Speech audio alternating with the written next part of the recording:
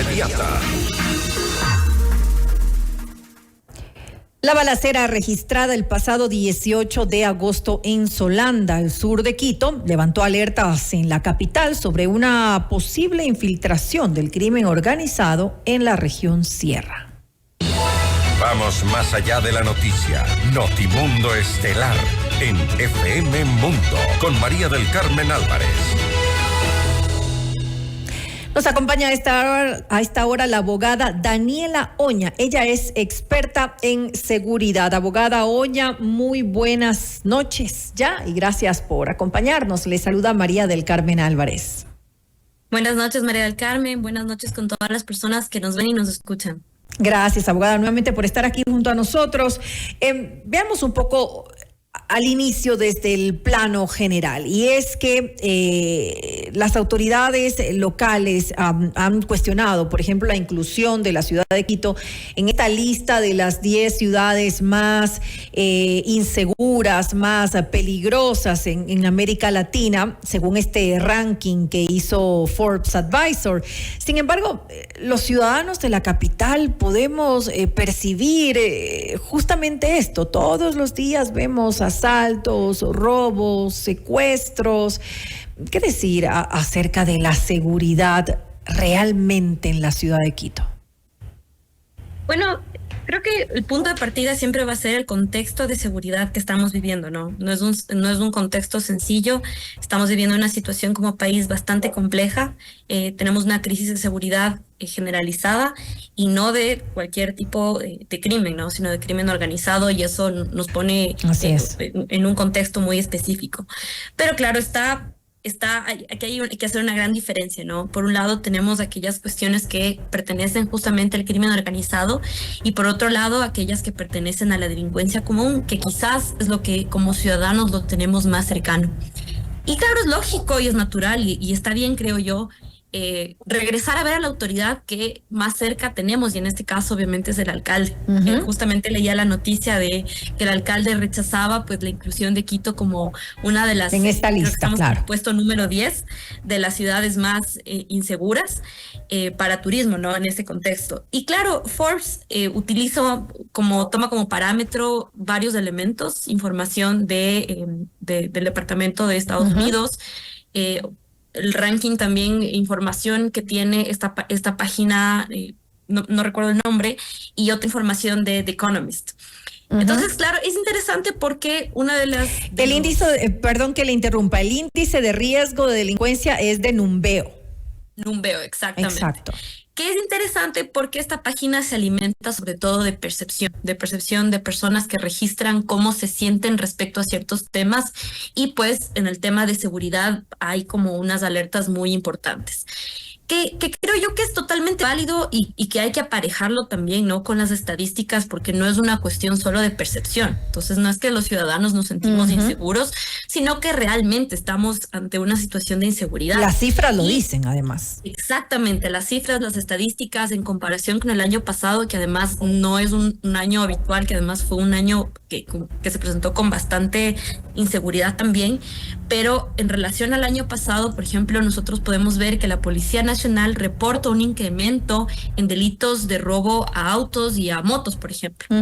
Y que en realidad creo yo que nosotros podemos sentirlo muy cercano en familiares, en amigos, en conocidos. Entonces, no es solo una percepción. Entonces, es como... Y esto no es precisamente de delincuencia organizada, no es que estamos viviendo este cruce de balas de las bandas, como quizás pasa mucho en Guayaquil. Es delincuencia común.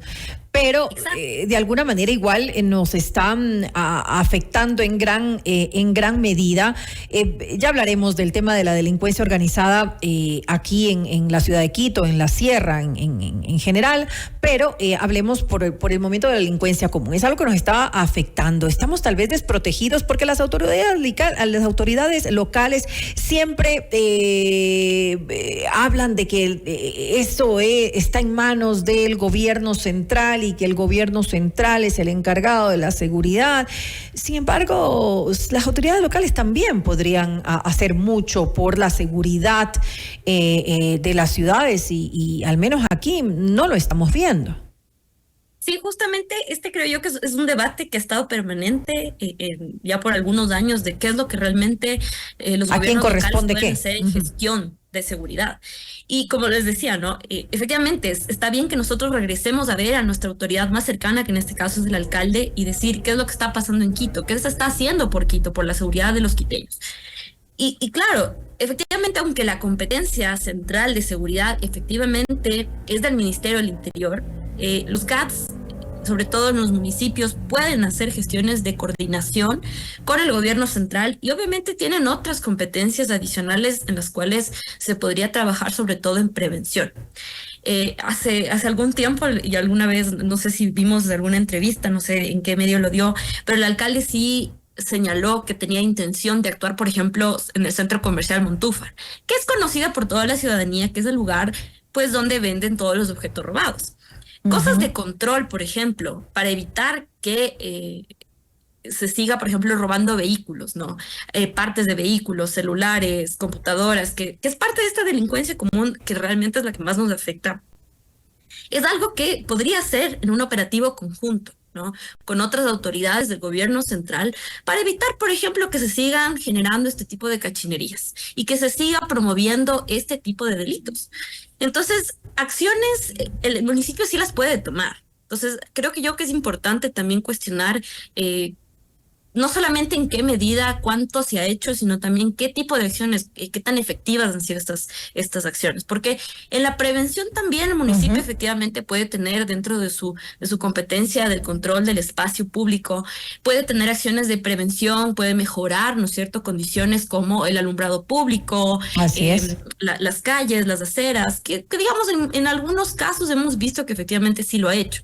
Pero qué tan efectiva es esa medida frente a esta dimensión de delincuencia que estamos viviendo. Entonces, ¿por qué no se pone en otra prioridad el tener, por ejemplo, operativos conjuntos, el poder realizar controles, tener mayor control?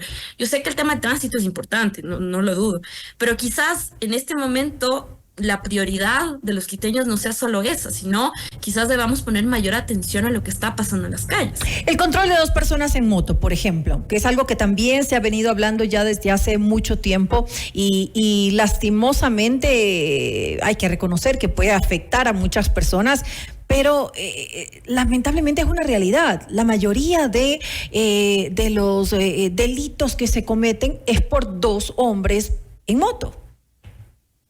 Claro, ahí, por ejemplo, sería interesante ver en qué parte se está haciendo este tipo de controles, ¿no? Si es que se hace. Porque, claro, y he visto en redes sociales que efectivamente, digamos, lo están anunciando que van a hacer control y en ciertas partes, ¿no?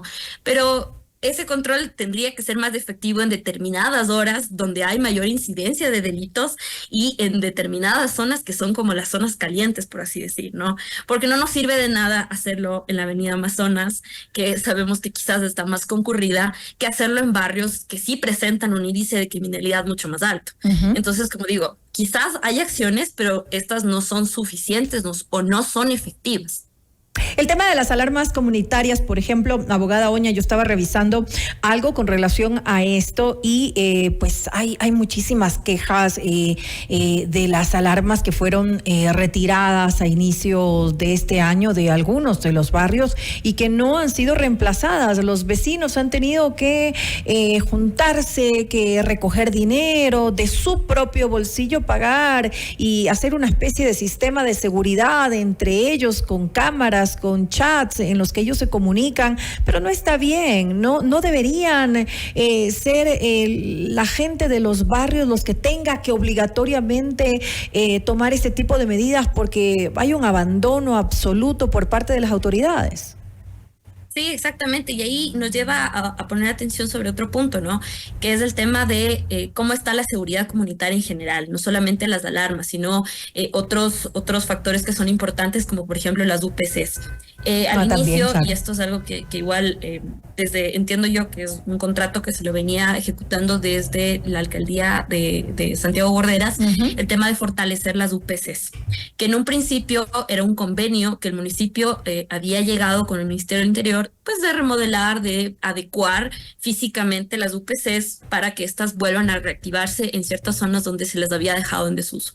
Y efectivamente es algo que se lo pudo hacer en algunos barrios. Efectivamente las UPCs están ahora funcionando, pero justamente la ciudadanía presenta su queja al decir que no hay pues el personal para ocupar estas UPCs. ¿De qué sirve una UPC vacía? Exactamente, entonces al final del día, claro, no nos sirve de nada y como digo, reitero en el tema de qué tan efectivo estamos teniendo y cómo se está coordinando, cómo se está planificando. Entonces, ¿de qué me sirve a mí yo remodelar pues una UPC cuando sé que no va a haber servidores policiales suficientes para atender a toda esta comunidad? Y esto pues obviamente se suma el tema de las alarmas comunitarias, los planes, y el trabajo en general que se está teniendo con la comunidad. Entonces creo que ahí está faltando esa parte de tener una coordinación adecuada y de poder pues ejecutar de forma adecuada los planes de seguridad también. Ahora, tal vez de alguna manera se está ya hablando un poco de las autoridades nacionales, de la policía, por ejemplo. Se está tal vez poniendo mayor énfasis en otras ciudades por esto del crimen organizado y de alguna manera se está desprotegiendo la ciudad de Quito. Yo me temo que efectivamente el Ministerio del Interior tiene como mucha claridad en el sentido de a qué ciudades va a priorizar, ¿no? Digamos en ese sentido. A los puertos, ante todo.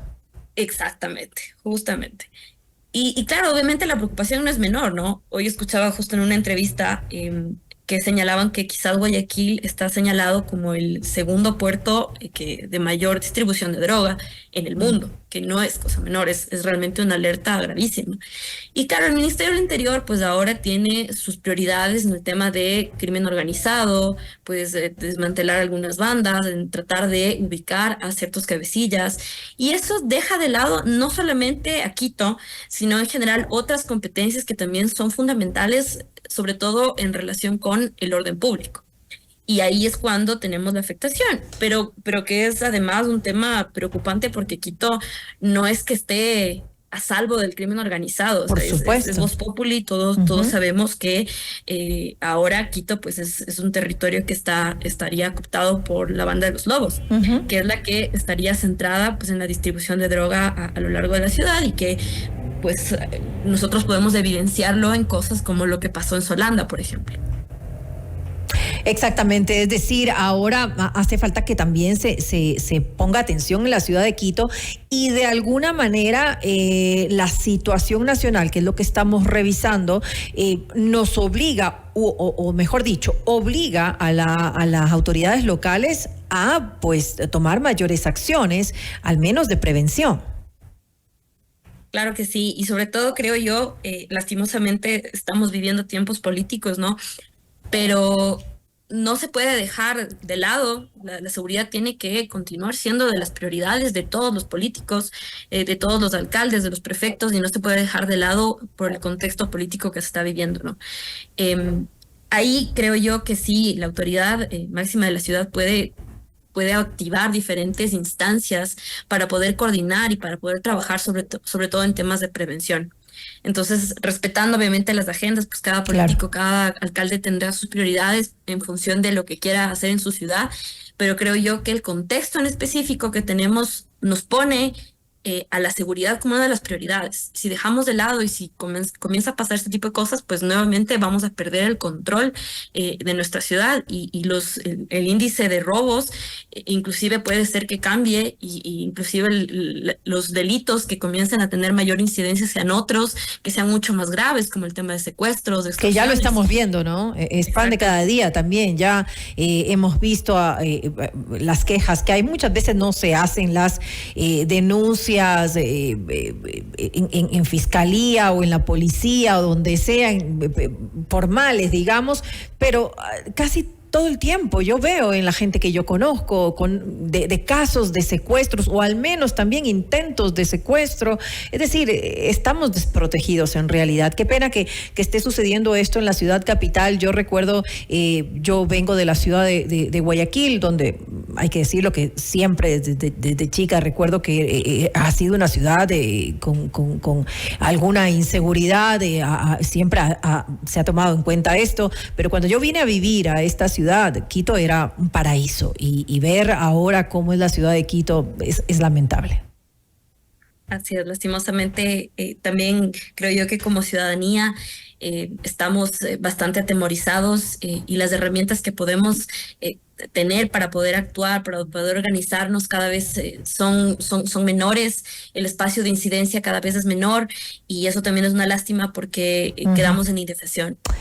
Así es. Bueno, esperemos que se tomen las medidas necesarias, al menos las de prevención por parte de las autoridades locales. Nuevamente, gracias a la abogada Daniela Oña, experta en seguridad, por acompañarnos en este espacio. Gracias, María del Carmen.